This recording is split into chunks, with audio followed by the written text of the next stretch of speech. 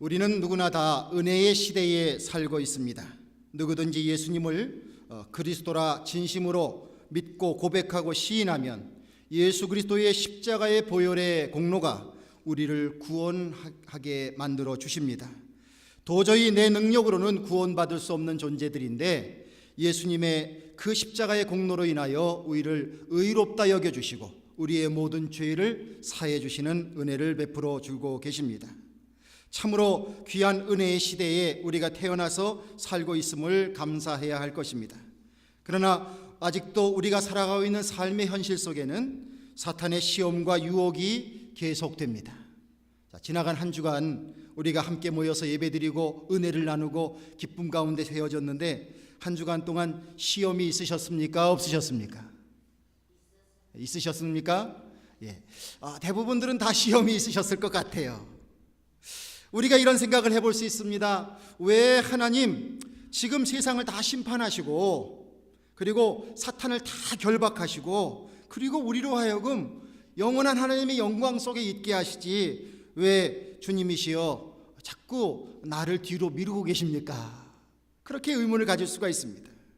그러나 여러분들, 이러한 모든 것은 하나님이 우리 한 영혼 한 영혼을, 우리 인간들을 한 영혼이라도 더 구원하시기 위한 하나님의 참으심이시고 또한 배려이심을 믿고 고백하는 우리가 되길 바랍니다.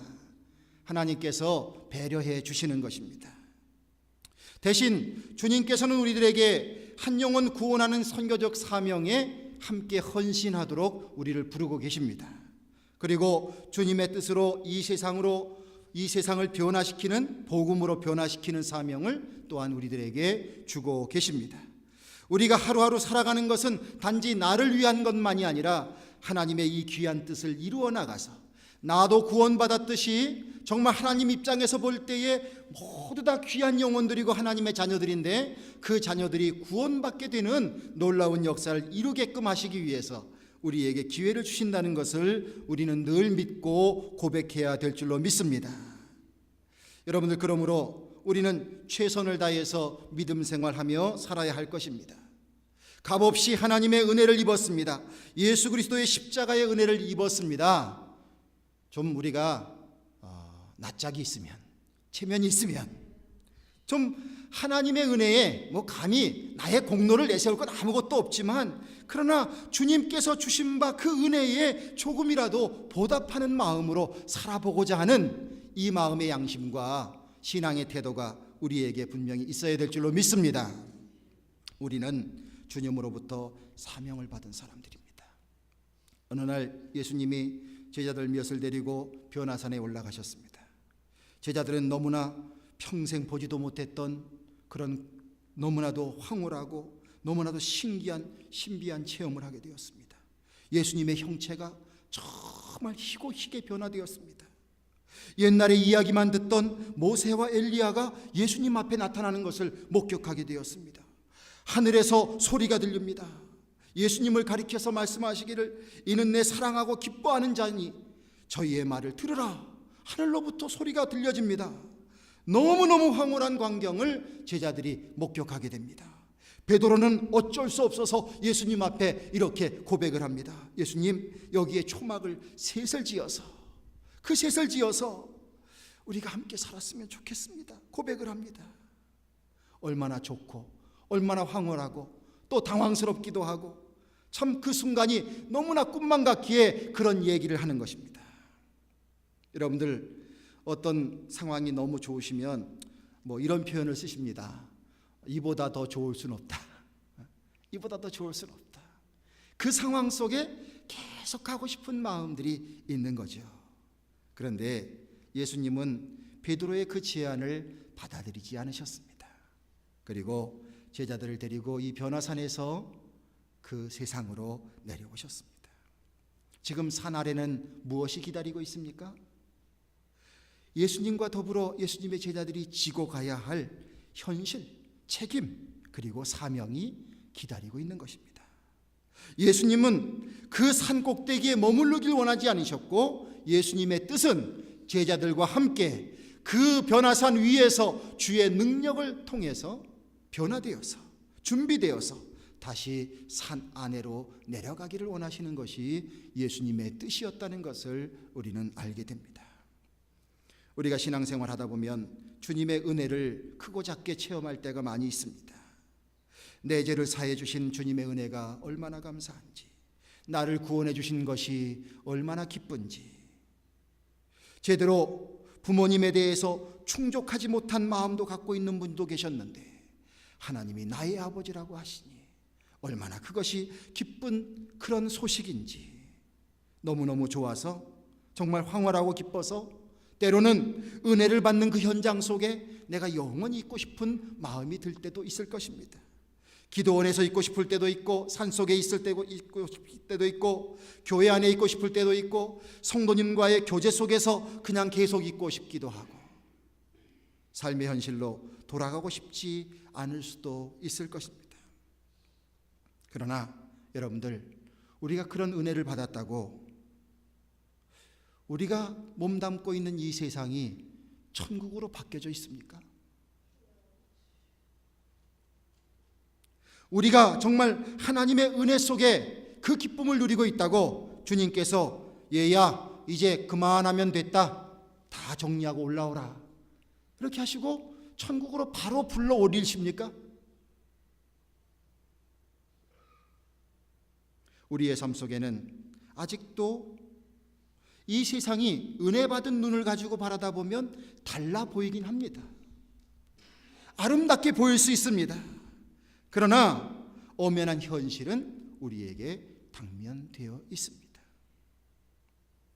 우리 주님은 우리들에게 너희는 그 현실로 돌아가라고 말씀하고 계십니다.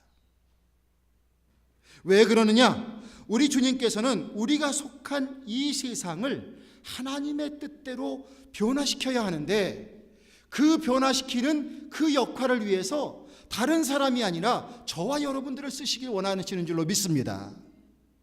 우리가 주님 좋습니다, 이대로가 좋습니다, 그리고 피해 나간다고 하면 이 세상을 변화시킬 일꾼들이 없다는 사실이에요. 오늘날의 세상은 어떻습니까?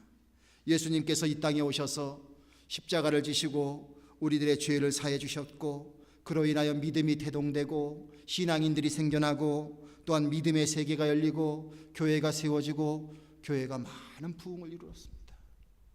수십억의 사람들이 주님을 믿고 있습니다. 또 많은 사람들이 예수님을 믿다가 하나님 나라에 갔습니다. 놀라운 부흥의 역사가 있습니다. 지금도 미국 같은 경우는 기독교인이 감소된다 이렇게 얘기하지만, 또 다른 나라에는 새롭게 주님을 믿는 믿음의 역사가 막 일어나고, 초대교회에 일어났던 역사 같은 이런 일들의 보고도 잔뜩 일어나게 되고, 우리 연합감리교회만 해도 미국에 있는 교인의 수준은 감소되고 있지만 저 아프리카에 있는 교회들은 지금 폭발적으로 교인들이 많이 늘어나고 있습니다. 부흥의 역사가 있는 것이 사실입니다. 그런데 그렇다고 해서 모든 것이 완벽해진 것이 아닙니다. 부흥의 역사가 있는 것처럼 사탄의 역사도 계속되고 있는 것 같아요. 더욱 정교하고 더욱 교묘하게 그 시대와 그 문화와 그 상황을 따라서 우리 속에, 우리의 사회 속에 놀랍게 침투되고 있습니다. 하나님께서 만들어주신 하나님의 창조의 정신과 하나님의 세계는 질서와 조화 속에 아름다움과 평화가 깃드는 곳입니다. 그런 세상을 하나님께서는 창조하시고 우리에게 선물로 주셨습니다. 그러나 오늘날의 세상, 우리가 영적인 눈으로 바라다 보게 되면 이 세상 속에는 여전히 풍요한 것 같지만 무질서가 난무합니다. 아름다운 것 같으나 너무나 파괴적인 것들이 많이 있습니다. 분열과 대립의 모습으로 가득 차고 있습니다. 사람들의 지식과 사람들의 상식이 이성의 시대를 활짝 여는 것 같지만, 그러나 여전히 집단은 서로 자신들의 집단의 이기심으로 무시무시한 행동들을 하게 됩니다. 여러 가지 이념, 경제 논리, 또한 국가 간의 분쟁, 나라 간의, 민족 간의 적대적인 태도 끊이지 않습니다. 그 속에서 나도 모르게 경쟁하며 사는 것이, 경쟁력을 갖고 사는 것이 최고의 인간인 양 우리의 인간상을 우리가 그리고 있습니다. 우리가 살아가는 세상 속에 정말 다음 세대를 생각하면 이대로 가면 안 될 텐데 그렇게 걱정할 수밖에 없는 많은 문제들이 있음을 우리가 보게 됩니다. 분명한 것은 지금 이 세상의 이 모습은 우리 주님께서 기대하시고 바라시는 모습은 아니라는 사실입니다. 하나님께서 창조해 주신 그 창조의 모습을 닮아가는 모습에 가깝다, 이렇게 얘기하기가 어렵다는 것입니다.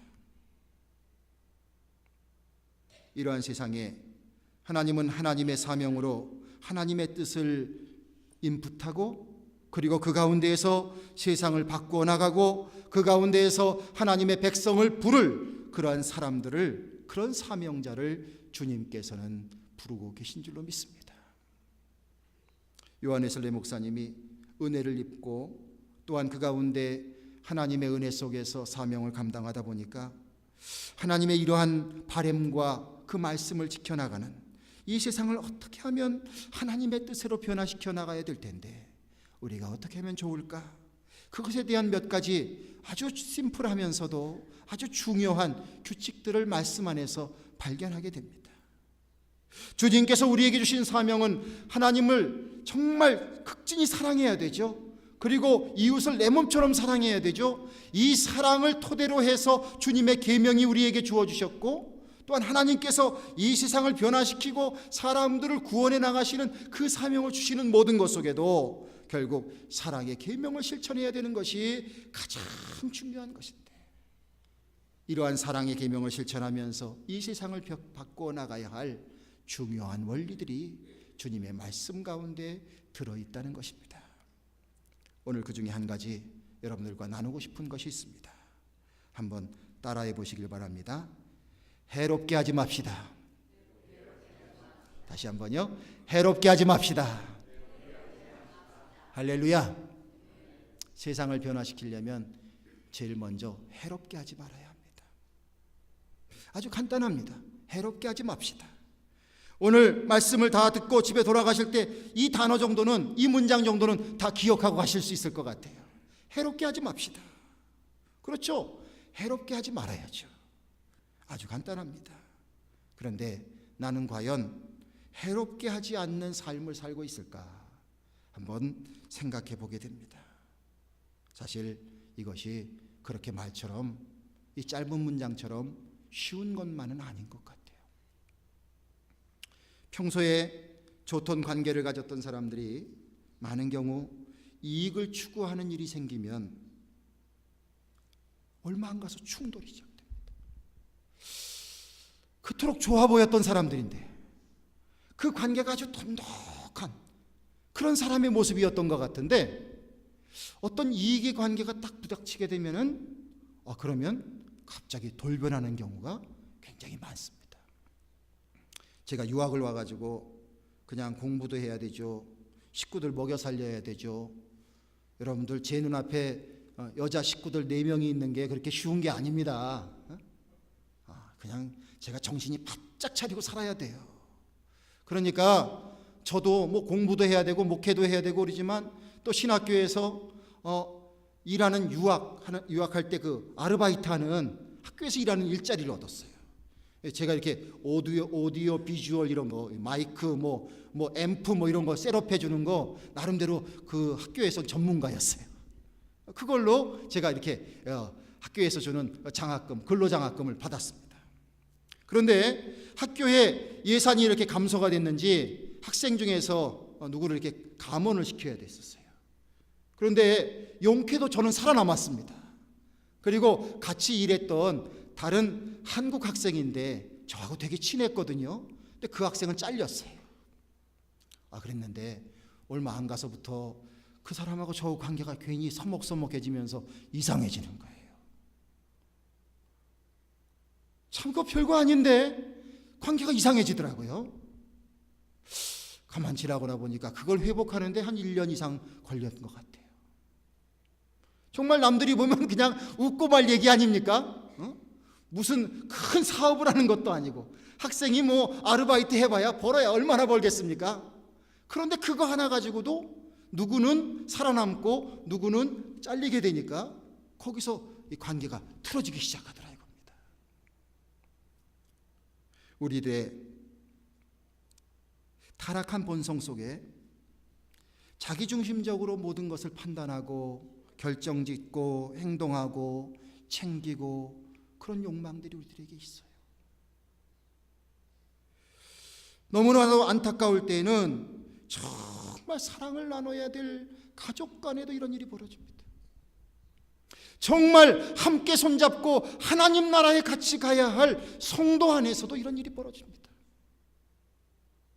나의 이익을 위해서 다른 사람을 희생시키는 선택을 할 때가 많이 있다는 것입니다. 오늘 본문 말씀 갈라디아서 5장 13절 15절에 형제들아 너희가 자유를 위하여 부르심을 입었으나 그러나 자유로 육체의 기회를 삼지 말고 오직 사랑으로 서로 종노릇하라.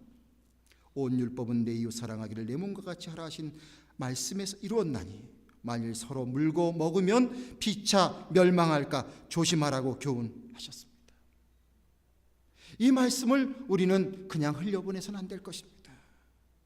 자, 물가에서 이렇게 보니까 조개하고 개가 서로 물었습니다. 자, 조개는 개를 물고 개는 조개를 물었습니다. 지금 누가 누구를 물은 거죠? 자, 서로 팽팽하게 지금 싸우고 있습니다. 자, 이러고 있으면 누구에게 유익이 됩니까? 그 곁에 있던 황새만 덕을 보는 거죠.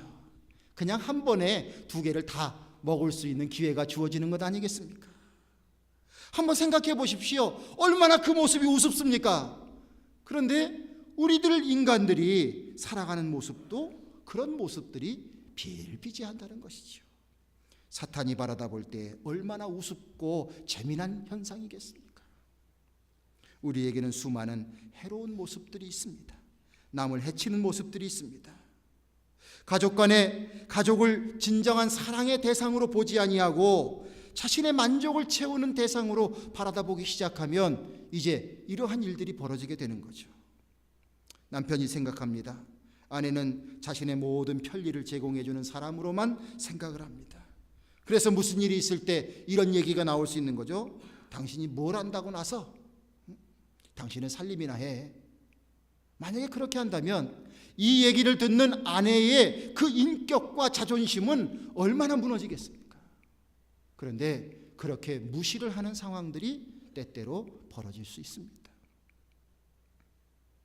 아내가 남편을 때때로 돈 벌어오는 도구로만 생각할 때가 있죠. 열심히 노력했는데 쓸 데가 많은데 이것밖에 안 벌어왔냐고. 그냥 그 정도로 그치면 좋겠는데 뭐 당신은 절망이야. 당신은 어떻게 이렇게 무능력해? 무능력자야. 뭐 하나 시원하게 해결하는 게 있어야지. 뭐 이런 식으로까지 나오기 시작하면 여러분들 참 마음 둘 곳이 없습니다. 그런 남자의 마음은 또 집안으로 들어가고 싶은 마음이 없겠죠. 자녀가 부모를 자신의 필요한 공급해주는 공급원으로만 생각을 하면 어떻겠습니까? 자녀의 마음속에는 이런 생각들이 있을 거예요. 저도 지나고 나 보면 정말 못된 마음을 가졌을 때가 있었던 것 같아요. 이거는 부모로서 당연히 해줘야 되는 것 아닌가. 자녀된 입장으로 이런 생각들을 할 때가 많이 있습니다. 심지어는 이런 생각까지 하는 거죠. 나 낳았으면 책임을 져야지. 그냥 대책도 없이 낳기만 해가지고 이런 마음들을 갖습니다. 이게 얼마나 못된 마음입니까? 그런데 그런 생각을 가져요.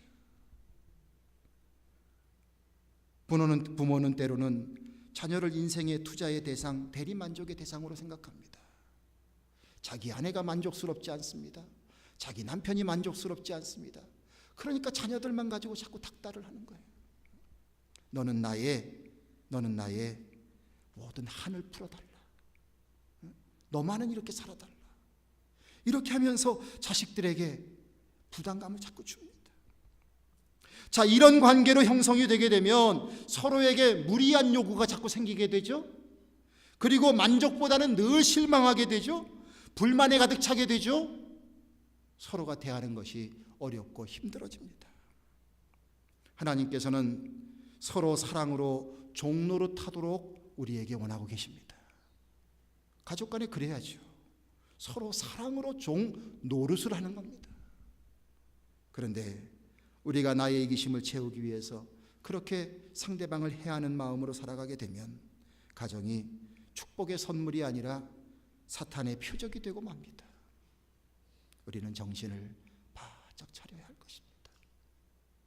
사회 속에서도 마찬가지입니다. 다른 사람들을 대할 때 너무 자기중심적인 이기심이 우리 안에 있어요. 사람이 세월을 살아가면서 자꾸 좀 성숙해질 필요가 있습니다. 우린 서로 함께 더불어 살아가야 될 것 같아요. 그런데 우리들의 이기심이 나는 챙겨야 하고 남이 덕을 봐야 되는 부분에 대해서 무시할 때가 너무 많아요. 나는 돈을 냈으면 본전을 뽑아야 된다는 생각이 너무너무 뿌리 깊어요. 나도 이득을 보고 상대방도 어떤 서비스를 제공하고 뭘 하는 것을 통해서 그 사람도 살아야 될 것 아니겠습니까? 그런데 어떻게 생각합니까?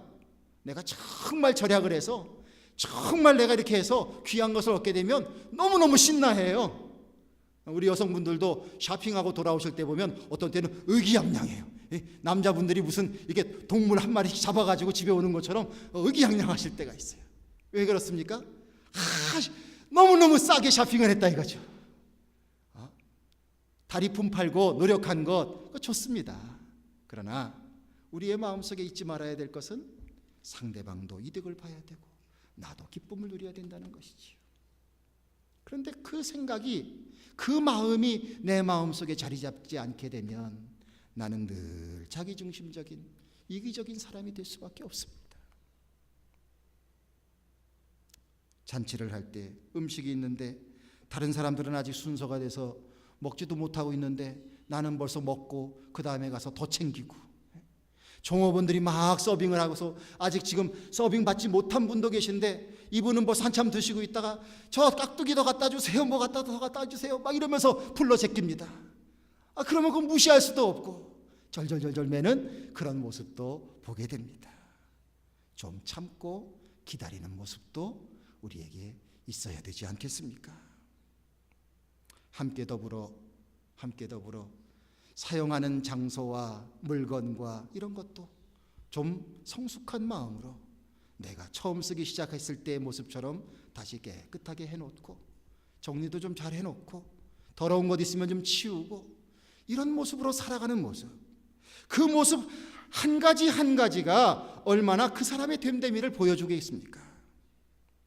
여러분들, 이 세상을 살아가는 우리들의 사회 속에 정말 내 중심적인 남을 해롭게 하면서 나 자신만을 이익을 취하려고 하는 그런 모습의 모습, 이것이 변화되어 나가는 그런 사회와 그런 삶의 모습이 우리 안에 있게 되기를 간절히 축원을 드립니다. 고린도전서 6장 10절 말씀에 도적이나 탐남하는 자나 술 취하는 자나 후욕하는 자나 도색하는 자들은 하나님의 나라를 유업으로 받지 못하리라. 하나님의 나라를 유업으로 받지 못하리라 주님께서 말씀하셨습니다. 우리가 이 땅에서 아무리 잘 산다고 할지라도, 잘 살았다고 고백할 수 있을지라도 하나님 나라를 유업으로 받지 못한 인생은 실패한 인생입니다. 하나님께서 인정하시지 않는 인생은 실패한 인생입니다. 왜 하나님의 나라를 유업으로 받지 못합니까? 결국은 해롭게 하는 삶을 살기 때문인 거예요. 여러분들, 그러기에 다른 사람 불평하고 다른 사람 기대할 것이 없이 이 땅에서 하나님을 믿고 살아가고자 하는 우리들에게서 정말 해롭게 하지 않겠다고 하는 변화가 우리 안에서 먼저 일어나게 되기를 주님의 이름으로 축원을 드립니다. 우리가 이 마음만 가져도요, 많은 변화가 우리 가정, 교회, 사회 속에 일어나게 될 것이에요. 우리들에게서 그런 노력이 있어야 되는 거죠. 웬만한 믿는 사람들이라면 남을 해롭지 않게 살겠다 하는 마음이 있을 것입니다. 혹시 믿지 않는 사람들일지라도 도덕적인 기준을 갖고 있는 사람들이라면 내가 남을 해롭지 않게 살겠다라는 마음 정도는 대부분 가지고 있을 것입니다. 그러나 여러분들, 남을 해롭지 않게 한다고 하는 것이 사실은 늘 인생의 시험대 위에 놓이게 되는 사실입니다. 이익의 정도에 따라서, 액수의 많고 적음에 따라서, 상황의 긴급성에 따라서 어떤 경우는 굉장히 나이스한 사람 같은데 어떤 경우는 전혀 그렇지 않습니다. 그러기에 우리들에게 다 이루었다 함은 아닌 것 같아요. 늘 우리에게 도전의 과제인 것 같아요.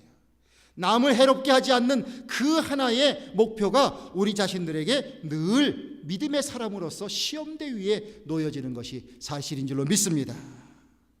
과연 나는 얼마만큼 지킬 수 있을까? 얼마만큼 실천할 수 있을까?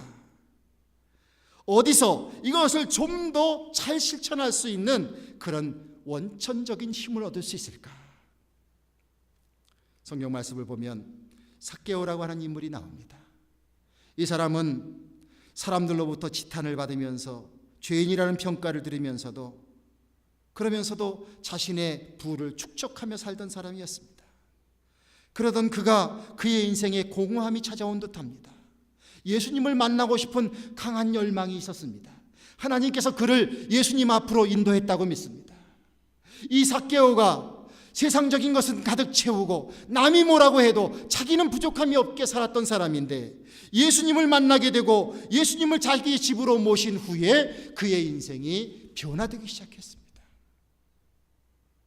예수님을 만났다는 것은, 예수님을 그 집에 모셨다는 것은 마음으로부터 예수님을 영접했다는 의미일 줄로 믿습니다.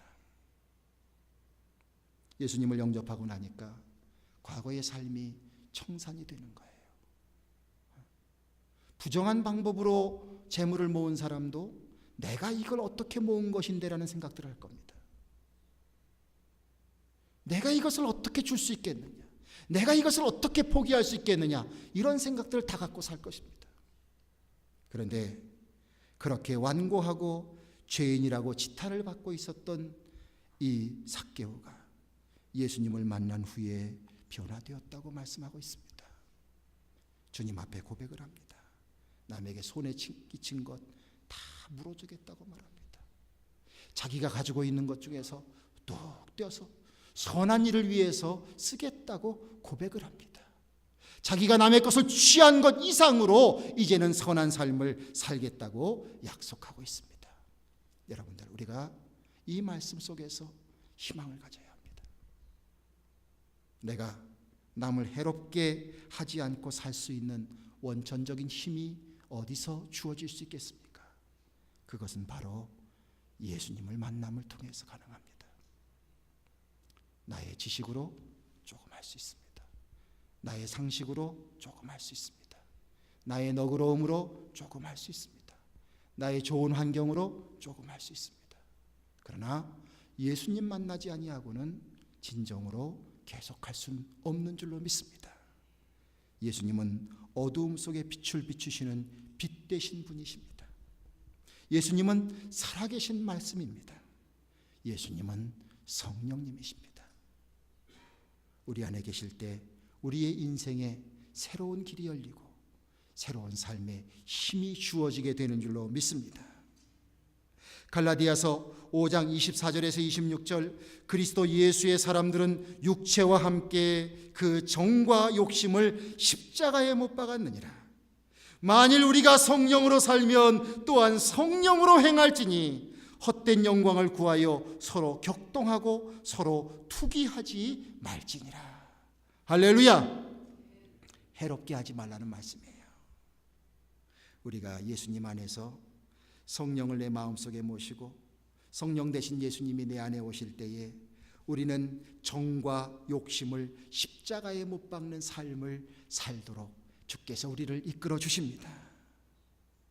육체의 욕심, 헛된 영광, 이런 것을 구하기 위해서 그동안 수없이 남을 해롭게 했던 것, 이제 주님의 은혜 안에서 성령의 도우심 속에 하나하나 변화되어 나가는 우리가 되어야 될 줄로 믿습니다. 여러분들, 나뿐만이 아니라 여러분뿐만이 아니라 모든 사람은 하나님께서 만들어주신 하나님의 작품들입니다. 그러기에 하나님이 만드신 작품을 우리가 함부로 뭐라 해서 안 됩니다. 너무 쉽게 다른 사람에 대해서 우리가 함부로 얘기하고 함부로 대할 때가 많이 있습니다. 말로서 상처 주고 되지도 않은 것 가지고 평가를 하게 되고, 그래서 사람을 좌절시키고, 이런 일들이 얼마나 많습니까? 약한 자의 것은 더 쉽게 빼앗아 버리고, 잘 모르는 사람은 내가 가지고 있는 지식을 가지고, 내가 가지고 있는 정보를 가지고 상대방을 유린하고, 이 세상에 그런 모습이 얼마나 비일비재한지 모릅니다.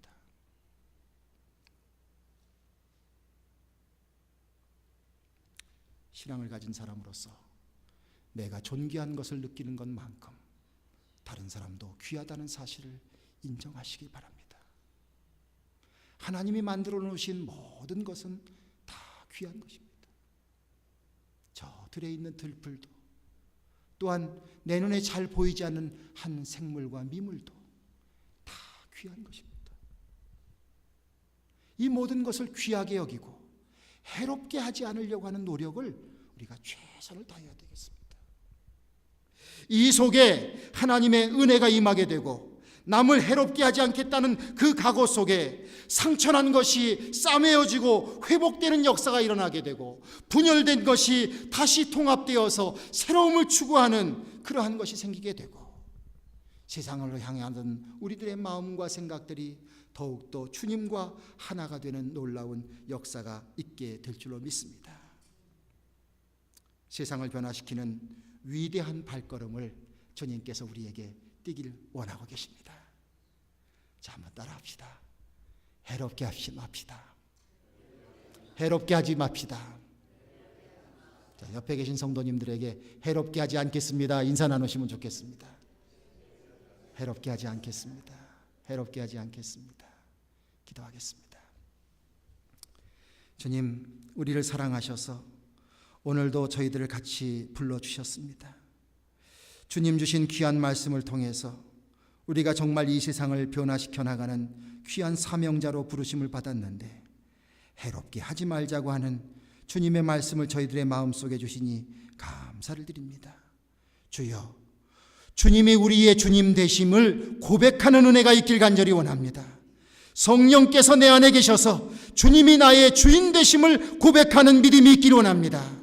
두려워하지 않게 하시고, 떨지 않게 하여 주시고, 초조하지 않게 하여 주시고, 나의 조급함 때문에 남의 것을 빼앗는 일이 없을 수 있도록 주여, 주인 되신 우리 주님께서 우리의 모든 것을 책임져 주실 줄로 믿습니다.